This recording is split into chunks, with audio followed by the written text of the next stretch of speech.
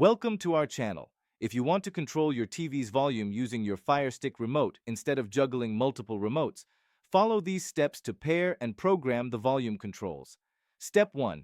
Ensure your Firestick is fully set up and working properly. Your TV should be on and displaying the Firestick home screen before you begin the remote pairing process. Step 2.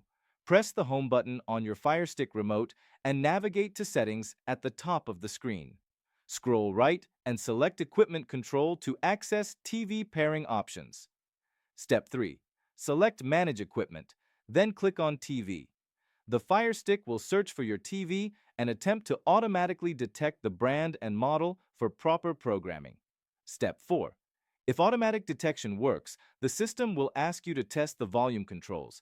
If it doesn't work, select Change TV and manually choose your TV brand from the provided list. Step 5.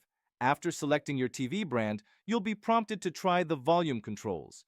Press the volume up button on your remote and confirm on screen if you hear the volume increase. Step 6. If the volume works, select Yes when asked. If not, select No, and the Fire Stick will try the next code in its database. Continue testing until you find a working code. Step 7.